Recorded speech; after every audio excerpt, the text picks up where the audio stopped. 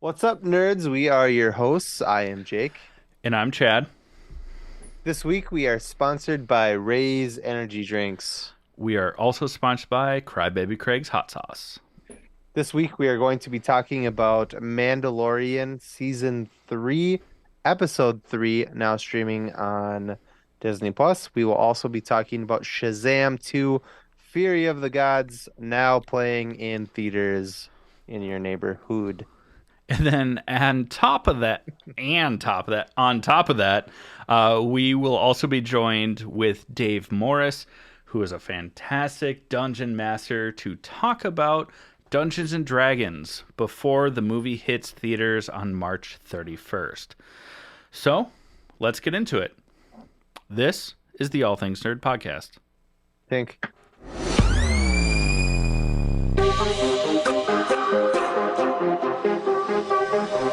Nerd. Welcome back, nerds, to the All Things Nerd podcast, your weekly dive into all things nerd. Chadley, how was your week? Well, I went to see Shazam Oh, with a couple cool. of friends, some very good friends. Anyone I know? You might know the girl. Oh, Her name is Nicole. oh, She's- yeah, I do know her. She's pregnant. Alright. She pregnant. uh, Outside of that, I mean, just like working. I gave myself food poisoning this week. Super not great, Cotton. And then just played a bunch of video games. Noise. Nice. What about you, Jacoby? Um, well, obviously, I went and saw Shazam with you and Yeah. my girlfriend Nicole. The three of us went and saw it. Wait, you were there. I was there. That makes it really awkward. I started playing The Last of Us. I finally started playing it. There is so much gameplay that does not get translated through the TV show that I could spend some time talking about it, but I won't. Just go play it. It's really fun. It's really hard, and I it's really ordered it. scary. It's on the And way. it's really scary. I shut all the lights off. Nicole had her nieces over here the other night, and I was like, they're like girls' night, and I was like, cool. I'm gonna sit in the basement and play video games. And I shut all the lights off and started playing it, and fucking hell, it's scary. Uh, Didn't you end up opening like a door and turning a light on, I like in turned, a side room? I left a light on, the bar light on, and Oh, that's what then it I was. left the laundry room light on because I was like, this corner of the basement is pretty scary. I'm gonna put some light in here. Yeah, it is really fun. It is a really fun game, and it's really fun to see the differences between the show and the game. I won't go into it, um, even though I feel like I probably should. This is not the episode for it because you haven't started playing it yet. Um, but it's different. We should do a comparison once I Yeah, start playing it. start I it. Yeah. ordered it.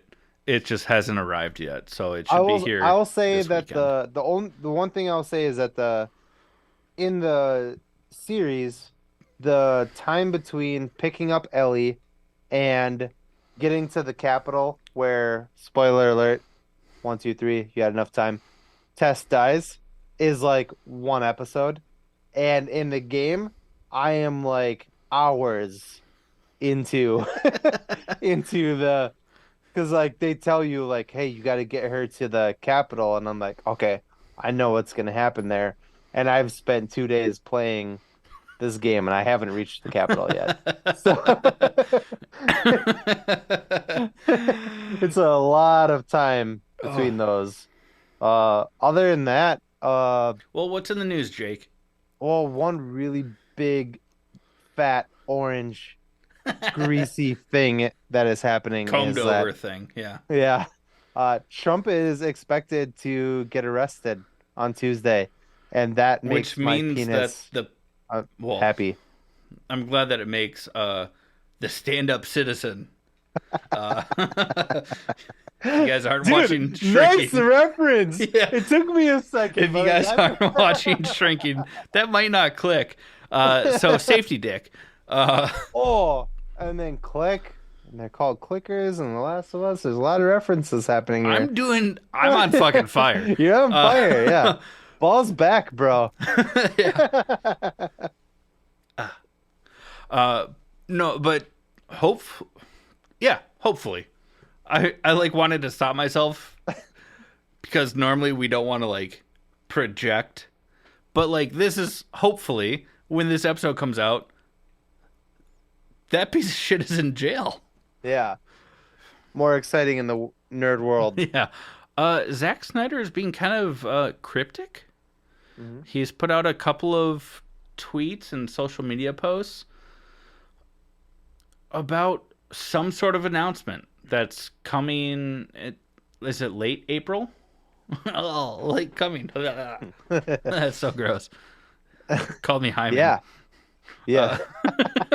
Yes. And the cool part about it is that the announcement is in I forget it. Now I feel like a jerk. The let's guy who find. played Keep yeah. talking slowly, and I'll look it up. The guy who plays Darkseid's voice in the Snyderverse is the one announcing this. It says Lord Darkseid is coming. Look forward to these dates, which are the end of April. Um, we I Nobody knows what's happening. And then there was another tweet today where Zack Snyder tweeted the DCEU logo with those same dates. What does this mean? We have no fucking clue. Hopefully it means that he's finishing the Snyderverse. I doubt it's going to be live action if he does. Um, Maybe a cartoon, maybe it's in comic book form. Who knows? Chad still Also, is oh looking. my god, because whoever voiced Darkseid is so far down on the Ray Porter. That's who Ray voiced him. Porter, I should have known that. Damn it. Yeah. But yeah. So we don't know what that is. We will keep you guys up to date as we figure it out. Hopefully Also, it check our means social medias because, like, this is yeah. a big thing. So as we learn more, uh, we will try. No promises. We will try to put out little updates. Yeah. I hope it's something in the works of finishing what he started. I Don't do know. too. Also, in nerd news, talk about your favorite. Nah, that's setting you up for failure. I'm sorry. Talk about the Marvels and the news with that. Oh, I just steamrolled this one with Ray Porter. You go. Okay. So supposedly, uh, there's been issues on set for the Marvels. But why? For why, you might ask? It's because I guess Brie Larson is just being a dickhead on set and like causing issues. And sorry, my dog is being really annoying. I don't know if you can hear her. Can't. Stop. Can't hear. Not on my headphones anyway. Cool. Then hopefully no one else did, except for me yelling at her. Uh, but supposedly, according to some insiders, Brie Larson is causing a stinkowitz, if you will, on the set of the Marvels, to the Yeah. point where it might get delayed yet again, Yeah. because she's Just being a butthead. being a butthead Just being a and straight up butthead. telling her castmates that like she's the star, even though it's Mhm. called the Marvels and not Yeah. Captain Marvel. And there's also a Miss Marvel, and also like if she probably cared about the source material, like Monica Rambeau also Yeah. becomes like That Captain Marvel at some point in that time, but the also act like acts as that's the big thing is the actress that plays Monica Rambeau and Brie Larson are the ones butting heads. and oh my god, I should have looked this up also, because I don't want to butcher her name. I know. Yeah. Uh, Also, I've read, I don't know this for uh, sure. Tiana. Probably it's Tiana. probably pronounced Tiana, spelt differently. Tiana Paris Yeah. And um, is who plays Monica and Brie and then Larson the girl playing Kamala Khan is apparently the heart of the movie. and still in the And show. Aman Vellani. and that's why I think fucking Miss Entitled is being a fucking little bitch about Captain it. entitled. Captain Uh, Entitled, my bad. because if you're going with because it's like Captain Marvel and Miss Marvel, we don't want to misconstrue that uh, Aman is not the issue. It's No. supposedly Brie. Yeah. Which if you've It's kind watched of like a interviews with track record. Yeah. if you've watched interviews with her, she's a real butthead. Real butthead. She thinks she's the cow's pajamas. Yeah. Is that the saying? Cow's pajamas? Something pajamas? I don't Whatever. She thinks she's more. know. She thinks Yeah. she's the bee's knees. And I think that whatever. I don't want to get into it too much. Whatever. She's causing problems on the set, and it's delaying the movie, and it's really annoying. Like, bitch. Like if. Sorry, that's fucked up. Uh, I don't want to cause I problems. don't Bitch! don't You cut said it. that? Don't You said don't that? you You dare said cut that it. though? Yeah, yeah, bitch. Like if you have like a ego problem, whatever. Like keep that to yourself. There's like a source material and like fans and shit like that that's fucking getting you paid. Fucking table it and do your fucking job. You know what I mean? Yeah, and like Like it kind of goes back to like Scorsese being like, yeah. "Oh, the it's not cinema, it's not real movies. They're not movie stars." And it's like these actors are movie stars, but when they're in a Marvel project, they're not. They are Hmm. playing like people aren't going to see Ant-Man and the Wasp because of Paul Rudd, Evangeline Lilly, Jonathan Tell that to Majors. my girlfriend. Like, I mean, Paul Rudd, I'm there. some people do, but like the fan base isn't. It's because they Hmm. care about the grand story. Because it's about the superheroes like Ant-Man and the Hmm. Wasp and Kang. Those are the stars, not the actors playing them. I mean, even go back to like Robert Downey Jr. playing Iron Man. Like, who doesn't love RDJ, right? You're, Downey is a different breed. I don't I know if mean, you can. he is, but like, it's not because of RDJ where you're like, I have to see this movie. It's because for the real fans, or not even the real fans, even the casual fans. It's because they care about the overarching story. If you want to I be a see. movie star, go do something that's worthy of making you a movie star, whether it's a Mm. standalone film or an indie project that you care about. Like, cool. I'll still support it if it's a good movie.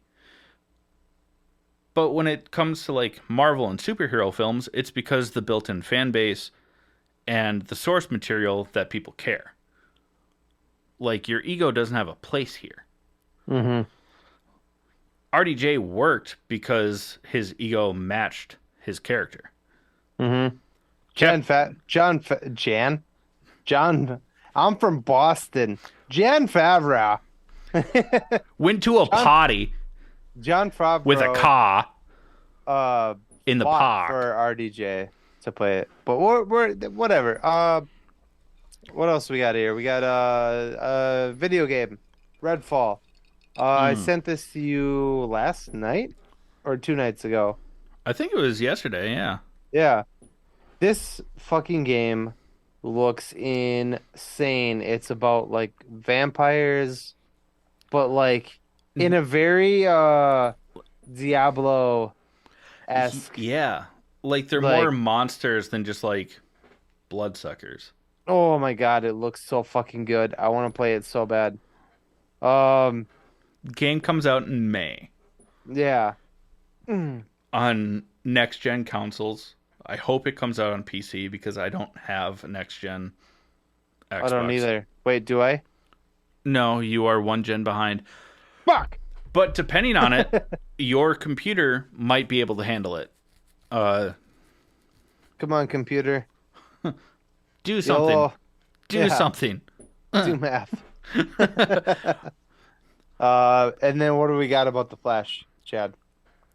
So, in recent Flash news, Tom Cruise, I guess, went to the My premiere. boy. Say what you want about Tom Cruise. He makes great selling movies, loves action, and has been in some very dramatic roles. And just overall appreciates a good film. I Well, mean, he loves movies. That's what I love about Tom Cruise, because I can relate. He was in a interview and he was telling what are those guys, whether it was Jimmy Kimmel, Conan, Jimmy Fallon, whatever. He said he watches at least one movie that he's never seen a day. And I love that. yeah, that's incredible. Yeah. He's just the dude is a movie nerd. He's a beast. He's a beast. And But he's what been in some incredible films, but back to the Flash. Do you want to take it from here? nope, you go. Okay. I just know how much you love Tom Cruise. And I Uh, said my part. I guess that he saw the Flash film, Hmm. whether it was at a premiere or if he got like a pre-release Fan screening screening or something, yeah. because he's fucking Tom Cruise. Who knows? But he loved the movie so much that he called the director personally to be like, good fucking job. This movie's incredible. Yeah. That creates some dissonance for us. Hmm. I mean, I trust Tom Cruise. I Except wanna for everything. In everything except for religion, because, like, fuck Scientology.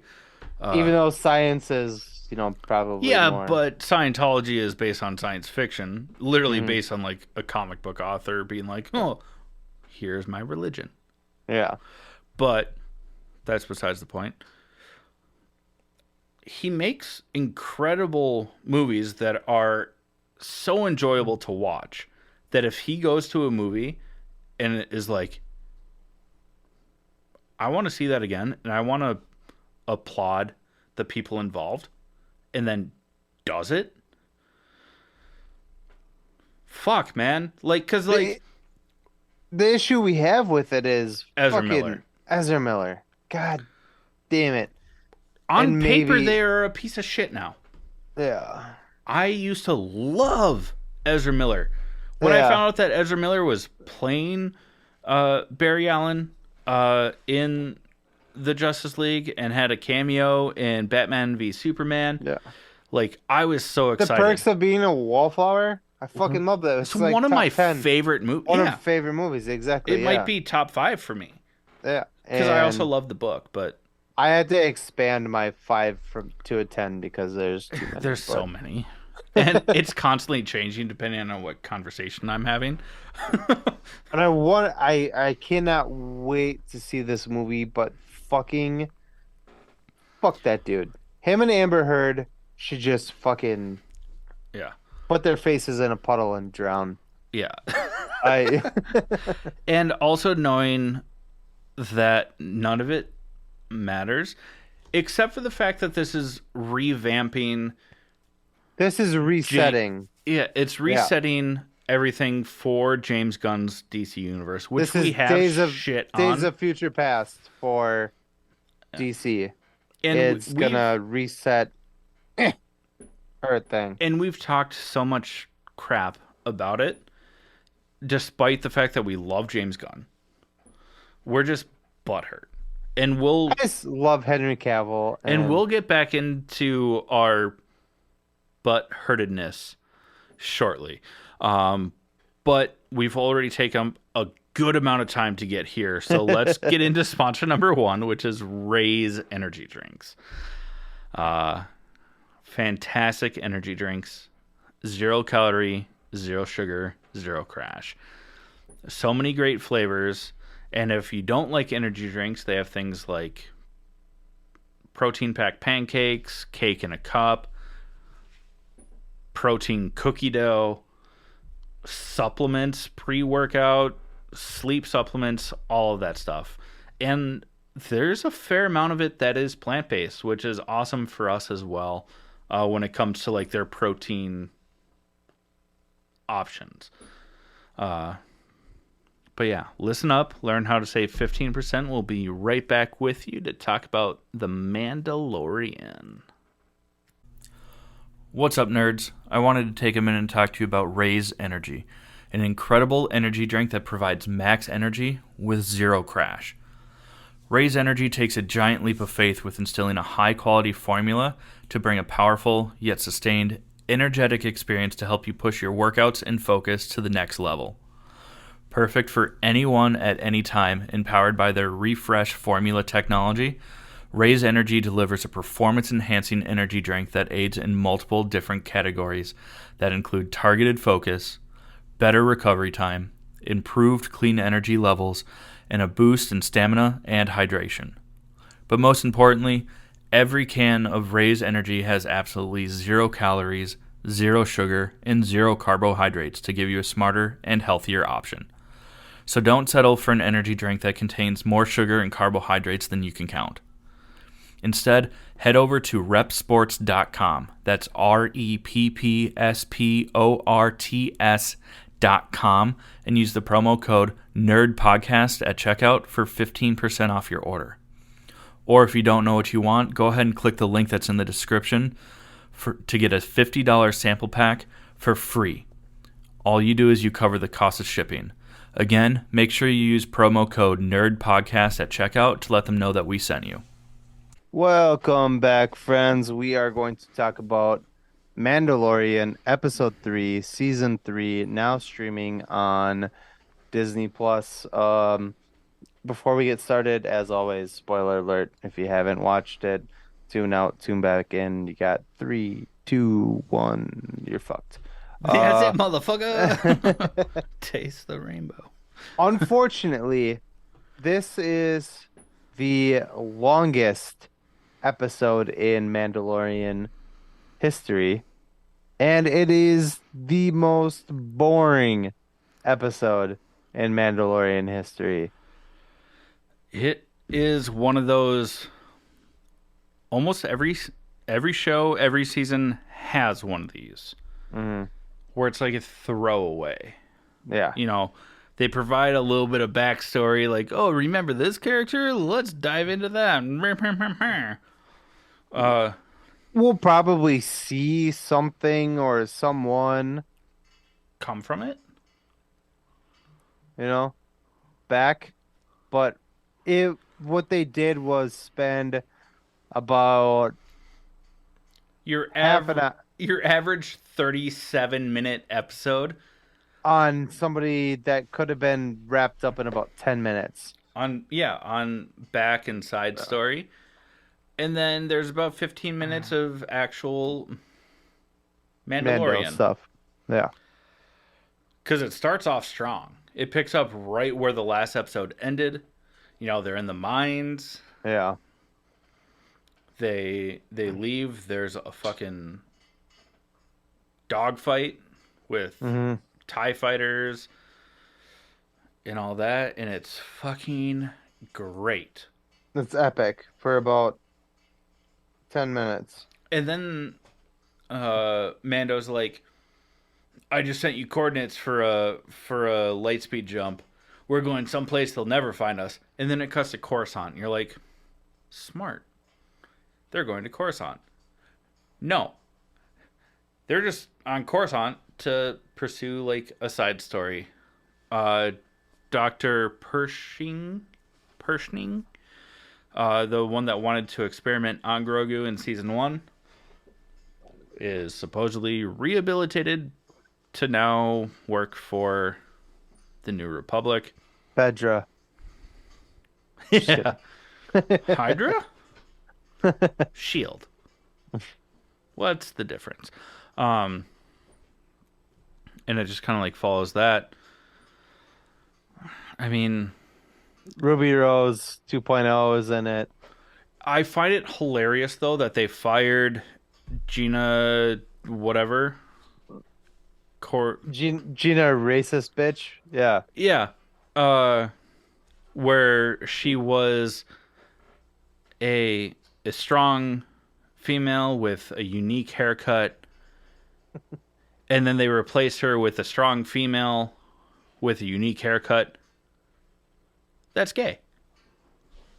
The actress that plays, I mean, we saw her in season 2. She was Gina? no, the other lady, the Oh. one with the short hair. Yeah. I forget the actress's name, and I'm not going to look it up right now. I'm really sorry.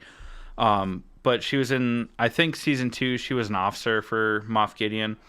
Mm-hmm. And she's been rehabilitated into the New Republic, and she's kind of like a spy for them. Of Mm-hmm. when she kind of like tests people that came from the Empire that want to reacclimate into the New Republic Yeah. to see how if they will fall back into their like sketchy ways. Stormtrooper ways.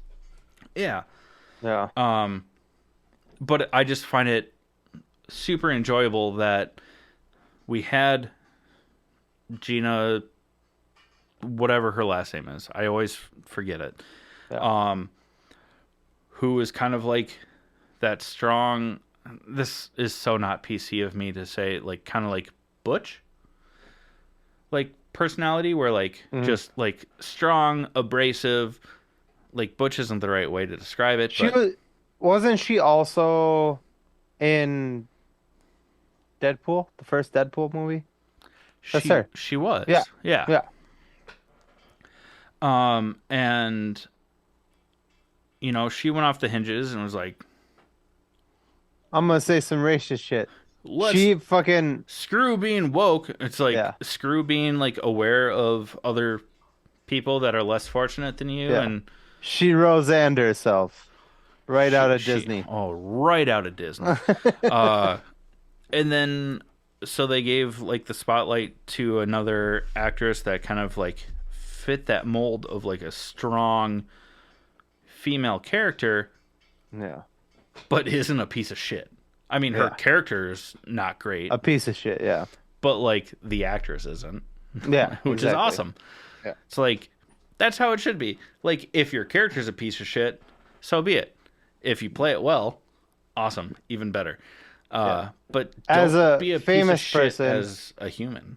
Like don't As a do that. famous person, you have a platform, and you can either platform for the Bad. right thing, or you can be jobless. Yeah. And I don't think she's gonna be in anything anytime soon. No, they kind of mentioned that she's just gone. Yeah. Oh yeah, she was. No, I meant in real life. Oh, Like I don't yeah, think yeah, she probably won't be famous ever again. probably not. So, She can go back to the WWE, maybe. yeah. Probably not though. Yeah. Just put your fucking white sheet on and Fuck walk off. into the woods and never come back, please. And thank you. Yeah. Uh, Oh, for the parts of this episode that is actually about Mando, yeah, it's like relevant. pretty awesome. Yeah. I mean, that's Wrap it up. Wrap it up with the end. The end was relevant. oh yeah, because then the place that Mando and Bo-Katan actually jump to through Lightspeed is where his Mandalorian covenant is. So they go to prove that he bathed in the waters, the living Lake waters. Minnetonka. Yep. Yeah. But also Bo-Katan was like, I was there. I witnessed it. I pulled him out of the waters. Hmm. And they're like, so you also bathed in the waters? Have you taken off your helmet? And she's like, no. She's like, then you're also now considered a Mandalorian Yeah, in you're our redeemed. eyes. Yeah, And she gets a lot of praise for it. And I think that she doesn't want it. it doesn't seem like it didn't seem like she cared at first. But when everyone was like giving her praise for it and Hmm. like welcoming her, I think that she's going to not fully adopt like their way. Well, this goes into my theory that she is going to be the one to uh ride the mythosaur or whatever, Hmm. and this will be her new clan because her original clan abandoned her after the events of, season Season two two, or where she whatever. lost the Yeah. dark saber. So I think this is going to be her redemption story, and I think that's dope and good Yeah, for her because I love Bo-Katan, yeah, even though she sat weird in a chair the and first episode salt. that we, She's like, yeah, meh. Meh. I don't like it. Yeah, But I no, think it's gonna be cool. yeah, I think that this is kind of I mean, truly like a rebirth and a new beginning for her. Also, very small detail, but Grogu almost said his first words Mm-hmm. when Bo-Katan and um Mando Din Din Djarin. Djarin, fuck, I almost forgot it. Uh, say this is they take turns, take turns. Saying Give this it is the back. way, and Grogu spits out some gibberish, but It's in the phrasing of like, this yeah, is the way.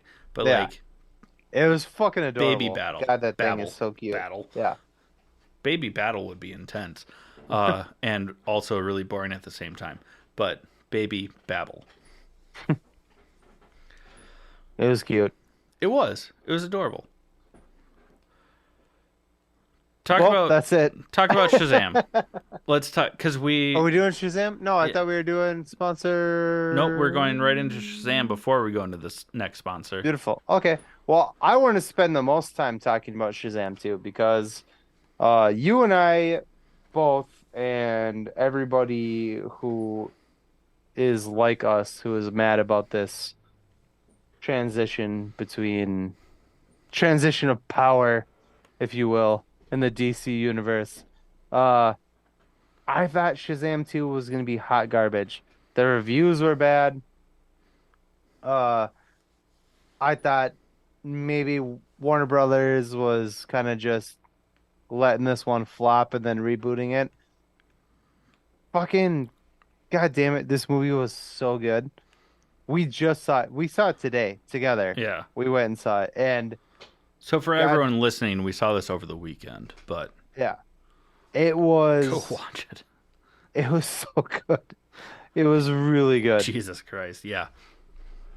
I'm not even and I don't want to sound like a jerk because whatever. I'm not even a Zachary Yeah. Levy, Levi. whatever. I'm not a huge fan of his. He's been in stuff that I like, but I've never been like, he did a really good job. You Yeah. know? This movie kicks ass. Like, I oh my liked it God, it better was than the so first good. Shazam, and I I think I really did too. enjoyed the Yeah. first Shazam. Yeah. It was a lot of fun. When I saw the preview for it, and I was like, a dragon? Come on, this is gonna be so dumb. And he's like, I threw a truck at a dragon. I love my life. I was like, that's so cheesy. But when you actually see the movie, it's worth it. Fucking Like, it made great. sense. It was awesome. It And was what such was a cool was it like elaborated further because like it's called Fury of the Gods. hmm The only like actual spoiler alert, by the way. yeah, the only gods that we've seen in the DCEU like really are from Greek mythology, hmm which is fine, and they elaborate on it. Hmm. um, which was awesome. You Hmm. know, Atlas. The villains are the daughters of Atlas. For those that Hmm. don't know, Atlas is the one that holds the earth on the realm of man on his back. Where if you've ever seen statues or Yeah. pictures of like a Greek god holding a globe, Like this. yeah. Um, and first off, I mean the movie's fucking hilarious. Super funny. Laughed throughout almost the entire thing. The action was Really good. really good. There's emotional parts. I mean, You cried, I you little cr- bitch. yeah. Well, you deflecting. It's cool. Um, but yeah, I mean, The there's the a couple of graphics parts were where like the I teared graphics up. and the Yeah, graphics were great. yeah, the The CGI was dragon fantastic. was yeah. Anyways, sorry, I didn't mean to. No, I mean we're just kind of It's like not be spitballing all. right here. Yeah. Yeah, it was so much fun, Mm, and it mm, was like we mentioned. I think more enjoyable than the first one. mm. Couple things. Let's see. Mary is the only character to not change.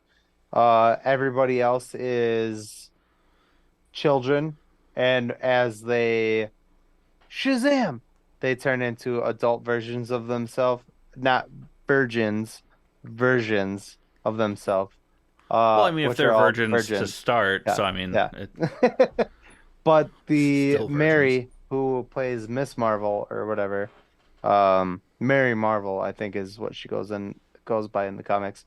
Uh, which is Billy Batson's love interest eventually. There's like Ooh, anyways, whatever. gross, because they're like adoptive siblings. But She does not change from her human self to superhero self. She's the only one that looks exactly the same, but costume. I think that the only reason for that is because she is the only one that's actually an adult. Yeah. Maybe because Billy is almost 18. In 5 months. He told Wonder Woman himself. Yeah, which There, was cool because we thought that like those cameos were cut. yeah. The rumors were that all the cameos were cut.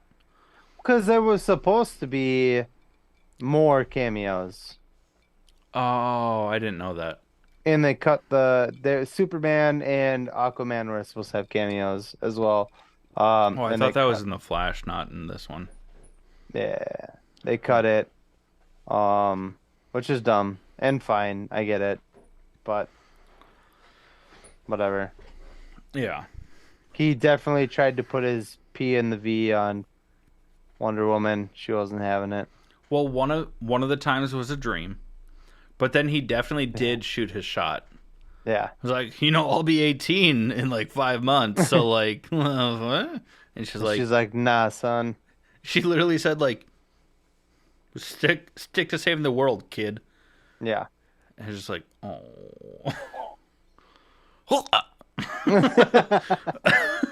Yeah. Yeah. One of so I don't remember the name of the child. Uh, she's one of the Shazam family members. One of the Marvels. What? Uh, sorry, the Philly Fiascos. Um, early on in the movie, Oh, the Skittles. yeah, the Skittles.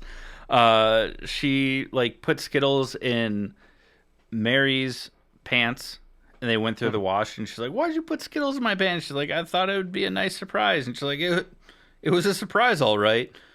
But also, she was doing like a school project where she was showing like unicorns fighting the Greek gods instead of like the whole like story of the Titans and stuff like that. Hmm. And then later we find out that unicorns are real, but they're actually like malicious, badass motherfuckers. but they still love sweets and stuff like that. So They she like ambrosia, which is like the nectar of the gods is if you what it ever actually watch is. Hercules or Xena the Warrior Princess, ambrosia was a big thing in there. But yeah. And in just mythology, I mean, it So, literally is the nectar of the gods.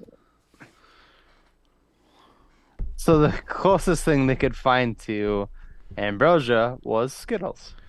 And that's what they use to tame unicorns, which are the greatest enemy to the Greek monsters like Cyclops, Banshees, Minotaurs, Mhm. all those things, which we get to see in this, which is kind of cool that it's so heavily influenced by Greek mythology, Yeah. which was a lot of fun. It's kind of funny because I was like, I leaned over to Nicole and I was like, that's a banshee. That's a whatever. That's a cyclops. And then you were like, you're talking about how they're all Greek, Greek. And I was like, yep. And it was, I mean, it was fun. And then they, they're like riding through town because all but Billy Batson lose their powers at some point throughout the film. So they're all Mhm. back to like their kid forms and they're just trying to survive. And they're asking questions to what is the actual wizard's name? Jaman Hansu's character. Is he Uh, actually Merlin? Because no. they call him Merlin a couple of No, times no, just no, because they no. don't No, know no, what his actual name is. no. Uh, I'm gonna look that up really fast. I'm so sorry. Oh, this is taking. There you go. Oh, Make his literal character's name is just Wizard. Cool. I'm so glad I spent the time on that. That was great. Thanks, yeah, James Gunn. that No, wasn't James Gunn. no, I know, but I need to blame someone. Oh, But they're asking like, how do we defeat the wizards or the monsters? And he's like, you got to find their greatest enemy. And there's a sentient pen that they call Steve that has all of the knowledge of Steven. Steven. And he's the pen writes on the paper like, He's basically a Ouija board. You ask yeah, him questions and he writes it on paper. yeah. He's like, Yeah. how do we defeat them? Like, their greatest enemy. What's their greatest enemy? Unicorns. I'm like, okay. And then the wizard is like, oh, unicorns are nothing like your storybooks. They're not friendly. They're not happy creatures. They're the most violent things. And the girl that's like in love with unicorns is like, Yeah. Megan Good's character, young character, oh, it's Megan Good who plays the adult version. the adult version. Okay. Yeah. Uh, she's like, how do we tame a unicorn? And Steve writes on paper like ambrosia. Ambrosia. It's like, what's ambrosia? Skittles. The nectar of the gods. And she's like, I have an idea. So they like tame unicorns with Skittles, and it's hilarious. Yeah. There's a scene where like they're rampaging on the back of unicorns, and in the theater, mere seconds before it happens in the actual film, which brought me to tears because it was so fucking funny. They're riding unicorns. A unicorn spears a cyclops and just like throws him into a building. And in the back of the theater, you hear someone yell, "Taste the rainbow!" Because they're all like tamed by fucking Skittles. And then the very next scene, not even a minute later, Like 10 seconds yeah, later. the child version of Megan Good's character. Megan Good's character. Um, Keep oh, talking. her Put your name phone down. her name is Faith Herman. Okay. So it's like a 12-year-old child on the back of a unicorn, but instead of like white and glorious, like It's like a it's black. all black, like Yeah. demon-looking version of a unicorn. as they're running down the street, spearing monsters, just goes, "Taste the rainbow, motherfucker!" But it Yeah. cuts off before it like finishes it. Before she hits that, you The are. Taste the rainbow, motherfucker. And Yeah, then it stops. Yeah. and just the timing between someone in the theater yelling "Taste the rainbow" and then her being like "Taste the rainbow, motherfucker!" Like Was I amazing. lost my shit, and I Yeah. laughed so hard that I cried. Like I literally had to wipe tears off my face because I was laughing so hard. This movie surprised me Hmm. from start to finish. Yeah. It was really, We expected to go in there and be like, we got to see it, and then we're gonna talk shit. yeah. We literally went to lunch before this movie, and while we were having lunch, we were talking about how Rotten Tomatoes and whatever had given it just a bad review, and we were like, whatever, we're gonna go watch it, and we'll just shit all over it in on the podcast. And halfway through the movie, at halfway point, I lean over to Chad and I go, "So we're not talking shit about this movie, right?" And he goes, "Nope."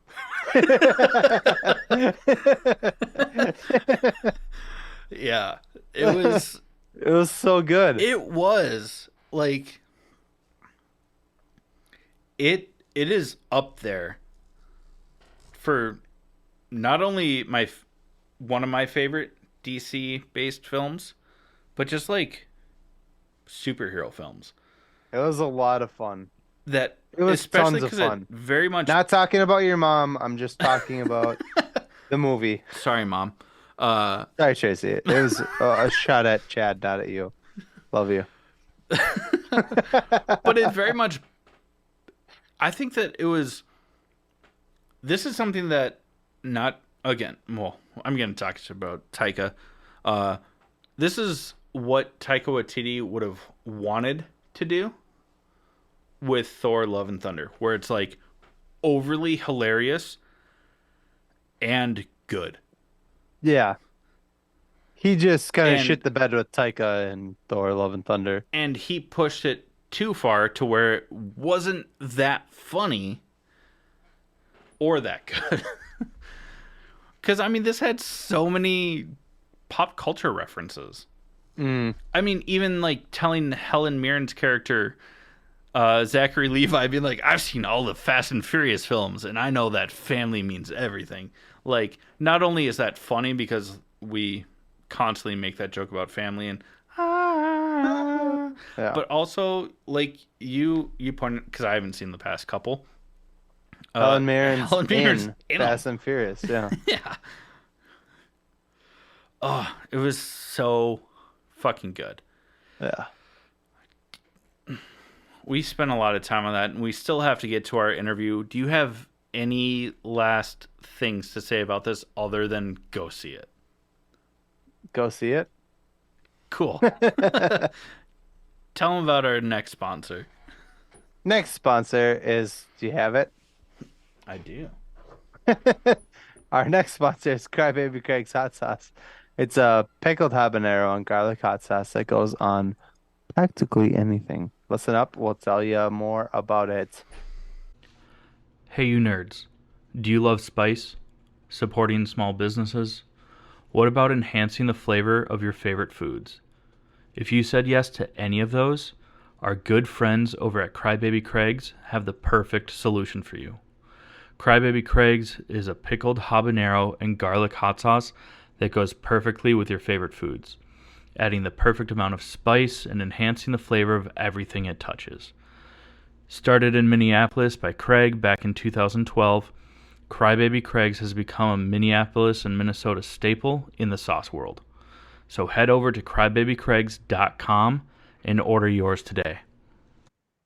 All right, everyone, welcome back. So this week we are joined by a very awesome guest to talk about Dungeons and Dragons, both the game, the upcoming film, as well as the resurgence in popularity, and kind of touching base on some of the controversy that was tied to it in the most recent months. Well, without any further ado, let's bring on this week's guest. It is Dave Morris. And Dave, thank you for joining the show. Yeah, thanks for having me, guys. Yeah. And Dave, before we get started, let's yeah, welcome you with a good old fashioned cheers in. cheers. Cheers. Thank you. Ooh. All right, Dave, why don't you introduce yourself? And how did you get into D&D? All right, my name is Dave Morris. I am currently a very active dungeon master for a couple campaigns ongoing right now. I recently just got back into the game like 2.5 years ago. I had played it when I was in high school and middle school, and back in the old editions, I actually just found some of those in my dad's attic, some of the old boxes from like 83 dates on the boxes, which even is, I think, too old for me, thankfully. Uh, but then a couple years ago, a friend reached out to me and said, "Hey, would you be interested in doing a kids game for my son and his kids online?" Because A, it was in the middle of the pandemic, and B, both my son and his son are on the autism spectrum, and it gives them a chance to kind of express themselves and do things they're not normally comfortable with limited consequences and stuff like that. It just helps their social skills. And there's actually been some studies that it's actually really helpful. Awesome. That's crazy. Yeah, that's awesome. So shortly after that, I, met up with a mutual friend of Chad's, Alan. Uh, Alan was part of the group with his son, and then we kind of branched that off into regular adult games, and that's how we brought Chad in. We brought in. Now we have a group. When the next campaign starts, it's going to be 6 people. Yeah, I'm so excited for that. Oh yeah, I've got so much material written, drafted, ideas. It could fill this basement. Because I mean that's more of like a homebrew instead of like going directly from a book, anything like that. The one that we're going to be starting soon. Yeah, well, the setting is not mine. It's, the Eberron setting, which I didn't create or anything like that. But the whole adventure of the campaign is going to be all created by me. That's awesome. I'm so excited. So you mentioned, a couple of years ago, you got back into it with, running the league for kids. I know that we have our main campaign as well as kind of our job board campaign. So how many leagues or games, depending on how you want to classify it, like are you currently a part of? So right now it's 3. I have the job board campaign, which is kind of my ode to Borderlands, tongue in cheek, lots of fun, high combat, low, role play, just lots of fun, dungeon of the week, kind of thing. I have our main campaign, which we're about to wrap up the first one. And then I have the Kids League, which is on hiatus right now, but we're talking about starting to back up soon. Okay, so all the leagues and games that you're currently participating in, you are the dungeon master for all of them. Yeah, right now I am. In the kids game, originally my friend Brian started off as the DM, and then he kind of got overloaded with work, so I took over. But he and I kind of go back and forth for the most part. But it's mostly been me running it. But the kids campaign has been like a pre-built module. It's not anything homebrewed. It's all out of a box. Okay. for for some of our listeners who maybe are not familiar with how the game works, would you give us a quick, you know, introduction into the game? Like, how does Dungeon Master work as opposed to someone who's playing or being a character in the game?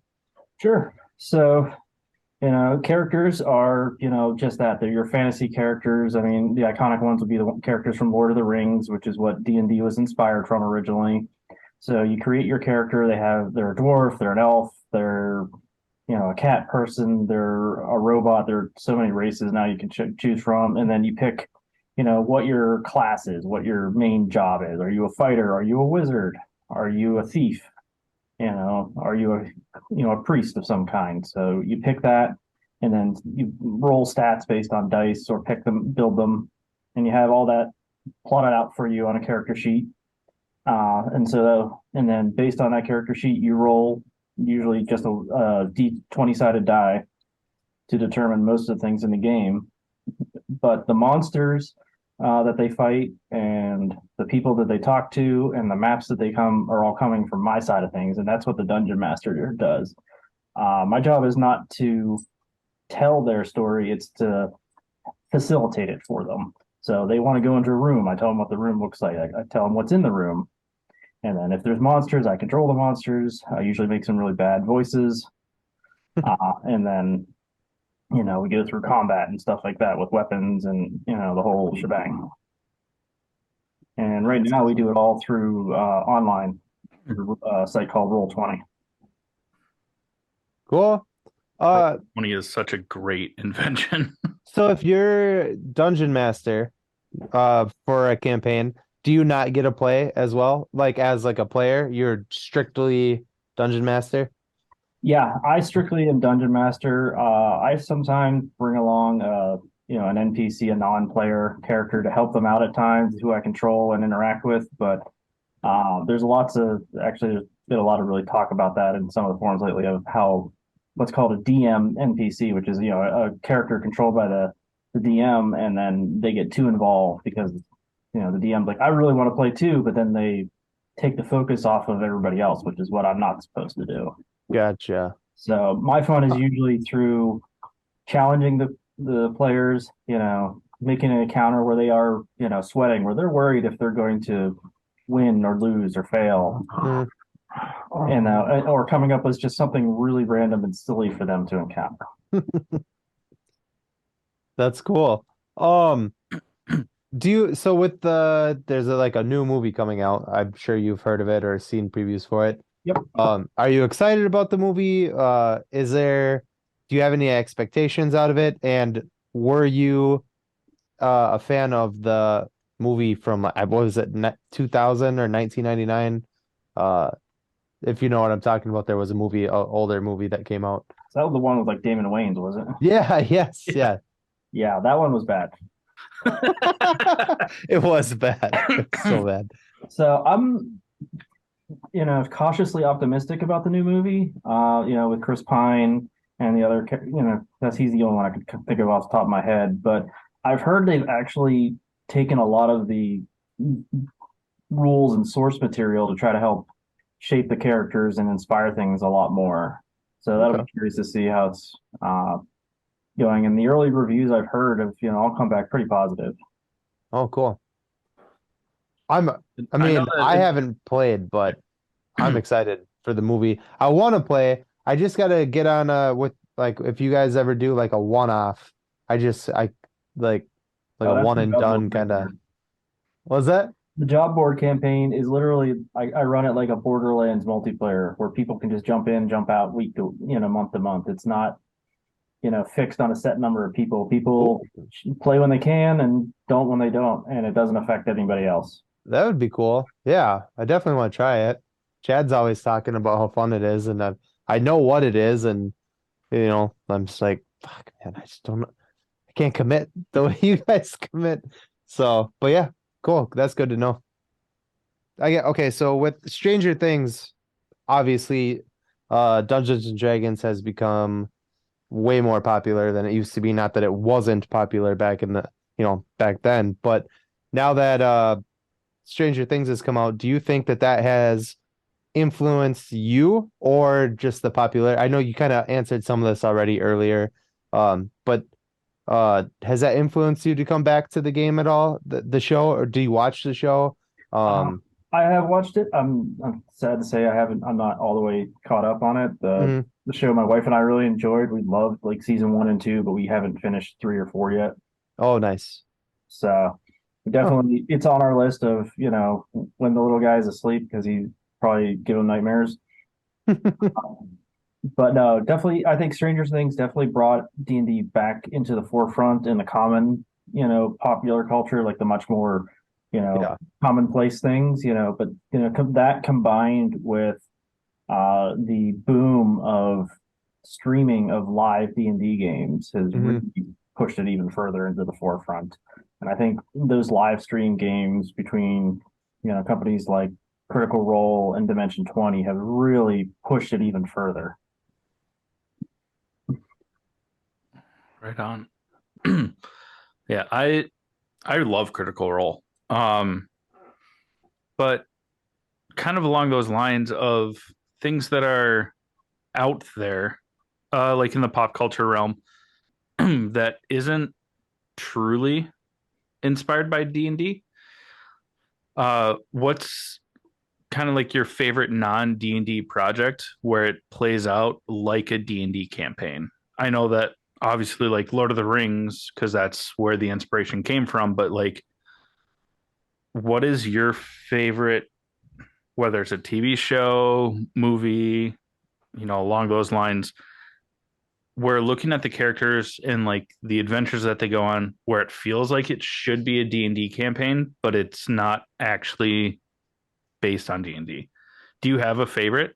Oh yeah, yeah. And there's a lot of movies and TV shows that come off that way. I think my favorite is probably the original Guardians of the Galaxy movie. Mm-hmm. Which when you start when it's presented in that lens of this is a D&D group, everybody's just all of a sudden like, oh, oh yeah, that's the fighter, that's the assassin rogue, that's the artificer, that and it's just like, oh, and it just That's cool. I never thought about that like that. I mean, yeah, they're a group of random people that come together to, work together. That's awesome. I never thought about that like that. yeah. I mean, there's so many. What do you could look at almost any team dynamic show. The Bad Batch. That's another D&D group waiting to be turned into a campaign. So can you turn, I mean, so you could, how do I word this? As somebody who doesn't play, you could essentially make like any group of any people a campaign.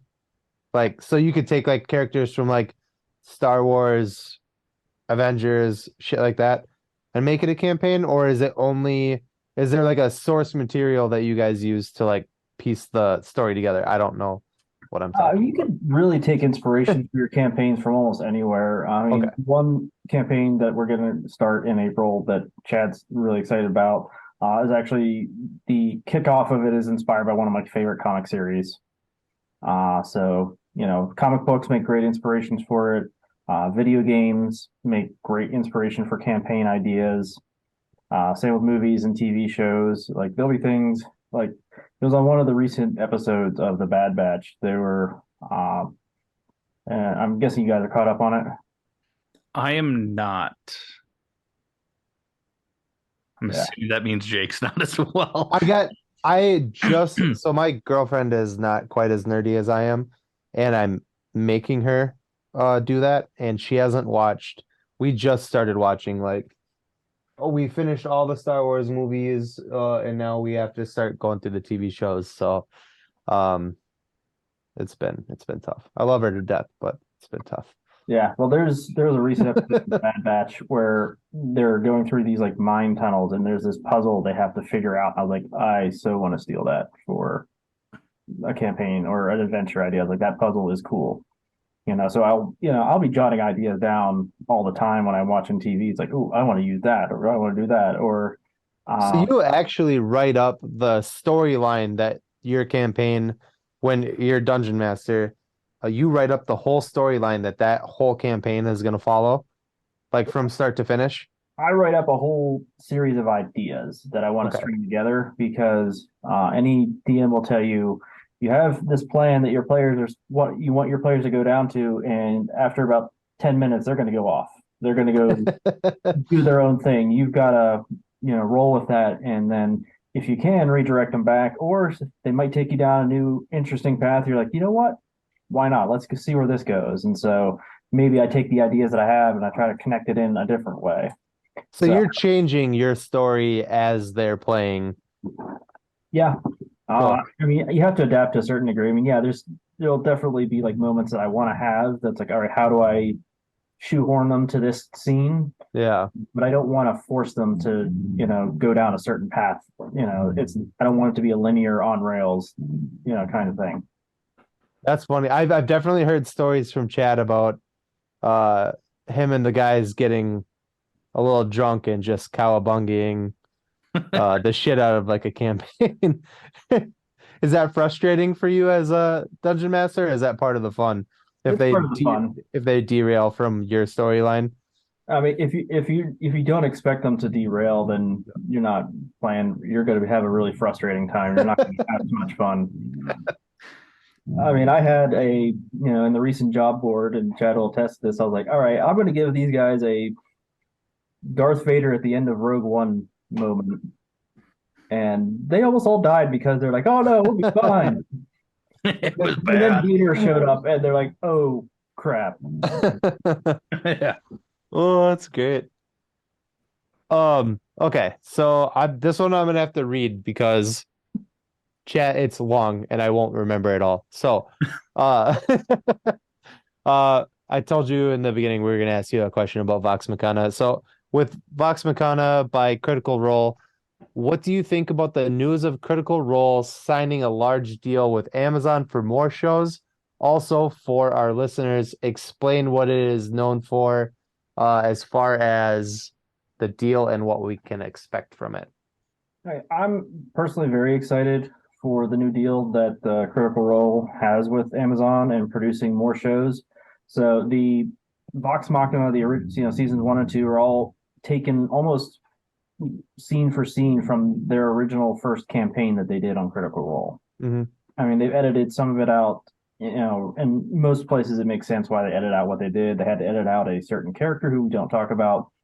Uh, and then we had to go, and they've done a really good job of translating that. And so I think it's been really good for as a whole because it just shows that, a D&D story, which is, almost similar to a video game story in a lot of ways, can make really good entertainment. Mm-hmm. It's done in the right media. I think cartoons and animation do it especially well because you have a lot more freedom and you can, do the spell effects and all that other stuff a lot easier than you could do, in a live action setting. So with Critical Role now they're going to bring in their second show based on their second campaign coming up, which is good. And for those who don't know Critical Role, they're self-described a bunch of nerdy ass voice actors, and they are all top tier voice actors who do big projects of many Overwatch and a lot of the anime dubs. They do those like Full Metal Alchemist Brotherhood. One of the main characters is that. And Ashley Johnson, who plays Pike in the show, Mm-hmm. I mean, we reference her at least for the past like couple months weekly because we're talking about The Last of Us. Yeah. Yeah. Mm. Yeah, I mean, almost everybody on there has done some pretty high caliber voice acting work and stuff. I mean, Matt Mercer, who's their DM, is probably the most famous of them. I mean, he's McCree in Overwatch. And he does Matt Mercer, as in like also played Caliborn in Logan and stuff like that. That Matt Mercer. Yeah. Oh, I didn't know he was the DM. Yeah. Matt Mercer.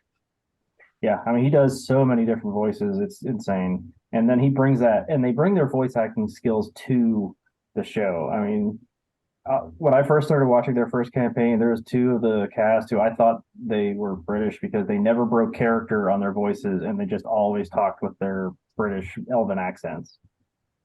Ooh, Vex and Vax, I'm assuming. Yep. Yeah. And for like the first Wait, they're not British. 10 shows, first 10 shows, they never broke out of that voice, even when they were talking like amongst themselves. Oh, that's one thing that I love about this game, and one thing that haven't allowed myself to like fully dive into, but I plan to in our next campaign is actually like role playing instead of just like being Chad controlling this person. Yeah, it's hard. And Chad, you'll test this. I try to do as much voice acting as I can. Some come out better than others. I'm horrible at doing women's voices. But I've done a couple that I think have turned out really well. If you don't want to, you don't have to, but could we get any examples? Well, the problem one is Bog's the goblin. I He was always about to talks say, like give this, and Bog. it's just a high pitched, kind of squeaky voice. I love it. Bog's my Oh, favorite. He's so great. but but those are actually like tough to maintain. And then I've honestly taken inspiration from Critical Role and some of their characters and made homages to them and other ones. Like there's one who is the Cajun slow talking turtle, uh, who talks like this a little bit, and so. But it takes a lot of work and a lot of commitment and a lot of liquid because that bog voice will I'll be hoarse the whole next day.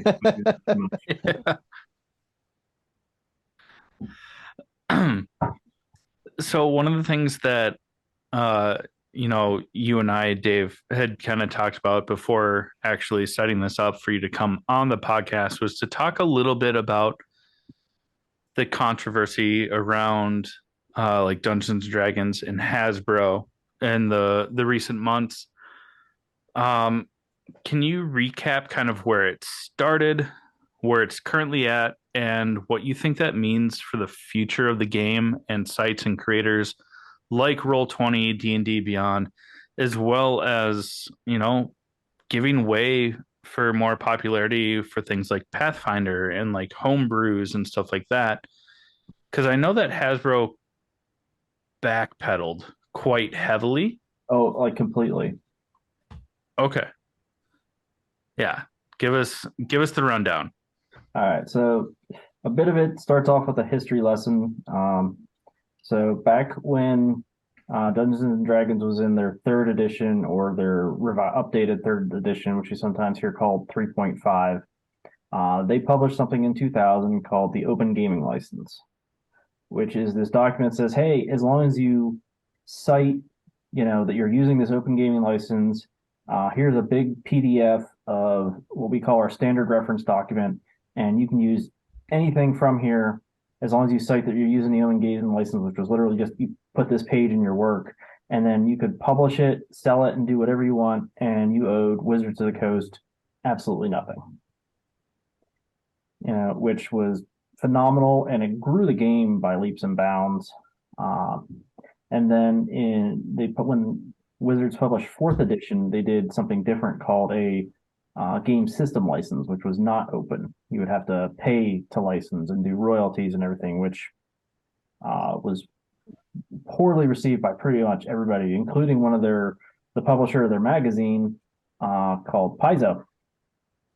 And so Paizo said, well, we're just going to take the open license from the last edition and create our own game. And they created a game called Pathfinder, which for a long time, Pathfinder was actually more popular than Dungeons and Dragons. So, that got the third edition. And then Wizards realized when they were getting outsold, they're like, hey, we need to backpedal. So then when they came out with fifth edition pretty quickly after fourth by, relative standards, they they updated the open gaming license to include stuff from fifth edition. And so you're like, all right, and then fifth edition took off. I mean, fifth edition is by far the most popular edition of Dungeons and Dragons by leaps and bounds, because it's a relatively easy system to understand and adapt without, losing too much complexity. And so it was doing well. I mean, fifth edition, I want to say that came out in like 2014, roughly. And so everything was going really well, and then in late 2022, early 2023, Hasbro came along and said, hey, we're going to revise this license, and we're not going to make it open anymore. And so all of a sudden, all these big third-party companies and everybody who was using the own gaming license was wondering what the hell is going to happen. What are we going to do now that we would have to pay potential royalties of like up to 25% on gross revenue, not even net? So some companies might have ended up losing money instead of breaking even on their products because of this potential, they were still calling it open, but it really wasn't. This new license agreement that they had apparently sent out to third party publishers with a contract to sign, even though they were calling it draft. So that pretty much caused the entire community to go into a massive uproar. And all of a sudden, all these third party companies started saying, well, you know what? We're just going to do our own games now. We're going to create our own systems and take what we can from D&D that can't be copyrighted in terms of like game mechanics, like rolling a d20 and having strength and dexterity can't be copyrighted. Most of the game mechanics can't be copyrighted. The only thing that really is copyrighted by Wizards is some of their monsters and stuff like that, like a Mind Flayer or a Beholder are Wizards of the Coast trademarks. But now you have third parties like Cobalt Press and other big ones who are like, you know what, we're making our own versions now. And people were starting to cancel their D&D Beyond subscriptions. They lost something like over 40,000 subscriptions in a boycott Wizards campaign based off of all of it, which is something like minimum $6 a month per subscription. Yeah. So it's almost $250,000 a month potential lost revenue. To the point where they finally came back at the beginning of February and said, you know what? All right, here's what we're going to do. We're taking everything that's currently 5th edition and we're putting it under common control or common court. So it's all now public documents. So the stuff from 5th edition and older is now pretty much under public control and legal arguments and can't be, touched by Wizards to force people to pay revenue anymore. Going forward, because they are currently playtesting their next edition of D&D, they're calling it 1 D&D. Most people are thinking it's basically a revised version of 5th, but I expect that to have another closed license where you have to pay to run the updated version versus just playing the current 5th edition, which you'll be able to play for free and create your own stuff for free in perpetuity. Okay. So it sounds like Wizards, which I'm assuming is owned by Hasbro, because Hasbro like is stuck in my mind as like being part of Hasbro owns Wizards of the Coast, which is ironic because Hasbro needs Wizards, but Wizards doesn't need Hasbro because they made like $1 billion last year. Good for them. Yeah. But also like, don't ruin it for everyone. But so it sounds like they like backtracked enough to kind of like stop the boycott, but like moving forward, it still seems pretty uncertain as to whether or not they're going to go forward with like open licenses, if it's going to continue, or if this is going to be closed. And it might still like push forward, third party creators. But I mean, what do you see happening in the near future with this? So yeah, they backpedaled. I think because the PR disaster that it was just too much for them to bear. They knew they couldn't get out of that, even saving face remotely. So they did the best they could, which was, all right, we're going to cut our losses on 5th edition and say, all right, that's free and clear. We're not going to touch that. But I would, like I said before, I think going forward, every new edition of Dungeons and Dragons is going to be under a more closed license. But that doesn't stop people from creating their own games based off of 5th edition, and which is what Pathfinder was. Pathfinder took 3.5, tried to fix a lot of the errors and rules problems that they had, and then go forward from there. And so I expect companies to basically kind of do similar things to 5th edition. Cobalt Press is working on their current one the project called Black Flag, where they released one test document, which is not much, but it's basically going to be their version of, a revised version of 5th edition. So they're taking what they like from 5th edition and then trying to tweak it for the better going forward.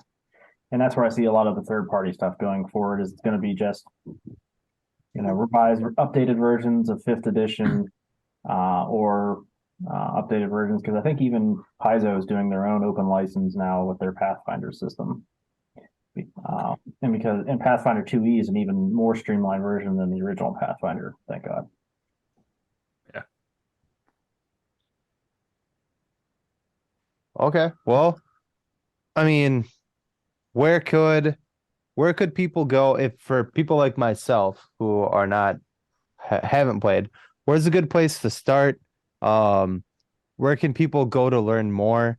Um, and oh God, sorry, I'm reading. Yeah. And do you have any like closing uh notes that you would like to say to, anybody like myself and people, our listeners? All right, so good places to go. Honestly, some of the subreddits for Dungeons and Dragons are pretty positive communities, which is, probably an oxymoron to have say positive subreddit. But in particular, the one for the area I'm looking at for called Eberron, the subreddit there is actually one of the best I've ever seen on Reddit. Period. Uh, but then there's websites like I mentioned previously called Roll20, which is an online um, tabletop system where you can play and you can just go out there and create an account on there for free and go, hey, I'm looking to play a game, and you can just search and find a game you might be able to join. And a lot of the people on there are really helpful, and you can buy the books there and read it up, and even create a little sandbox game for yourself if you want to just play around and see how the system works and what the rules, how they interact. D&D Beyond's not a bad one, but unfortunately it's owned also by Wizard/Hasbro, so it's gotten a lot of negative feedback lately. But those are probably Roll20 is really good. The Reddit's are really good. I mean, you can do some really easy Google searches and find, good articles about D&D and D and where to start. Good campaign ideas. I mean, there's one adventure out there called The Lost Mines of Fandalbor, which is free to play, free to download, and it's actually a really solid place to start for anybody who'd want to start a campaign. Heck yeah. Right? Well, Fantastic. yeah. I mean, we'll probably, I don't know, unless Chad has anything else, like where can, I guess, people find you online if any of our listeners wanted to reach out to you? So probably the best place to find me online would be on Twitter. I have, David Morris, which is at Nutcase168, which is an old handle I have from my college days. It's probably the most common place to find me, especially if you want to talk D&D and stuff like that. I have the same name, I think, actually or I use that email that, for Roll20, so I can be found pretty easily that way too. Okay. And I'm happy to talk anybody's ears off about D&D. He's not lying. I have gone to Dave for like, hey, what about this? And then I leave with it's like watching Lost when it was still streaming and no one knew how it was going to end. You would go in with like one or two questions and leave with like four or five. Like he's a fantastic resource, and what I know about the game uh, is one dwarfed by what Dave knows, but also you go to him with questions, you're gonna leave with more information than you thought and like six more questions. So definitely, if this is something that people are interested in, check it out. And once we finally get Jake into a campaign, we'll talk about that as well. Yeah. Well, Dave, do you have any final parting words for anyone that likes D&D, that wants to start D&D? Any advice or final words for fellow nerds? Well, I would say a couple things. One, if you want to find more information, D&D Beyond does have some free text and everything that you can read, and so does Roll20. You can go on there, create an account, and look at like the standard rules and everything on how to create things. And then there's, like I said, free adventure you can download, and they give you descriptions of the characters and stuff like that, so you can see how a character is built and everything. So it gives you a good layout of how things are going to go, and they give you examples in the books. So that's always a great resource. The other thing, and a lot of people, and like the videos all about this, have also stressed with all the negative blowback against Hasbro, is that there's a team out there whose job is to build the next edition of D&D, and there's a face. His name's Jeremy Crawford and everything. And it's just like you got to remember to separate that he has absolutely nothing to do with the whole gaming license side of things. His job is to design the next game, and the designers and everybody, they're from what I've read and heard, they're all really nice people. They're just doing their job, working on the next D&D edition, trying to make it the best that they can. So don't take out all the shitty stuff that Hasbro did on them. Well, Dave, it's been great having you on the show. We really appreciate it. And we can't wait. Well, I can't wait for our campaigns. And yeah, I got to see if you're going to live through this big final battle. Yeah, I probably not, but we'll see. But thank you for being a part of the show, and we appreciate you being a part of the All Things Nerd podcast. Yeah, great being on here. Thanks for having me.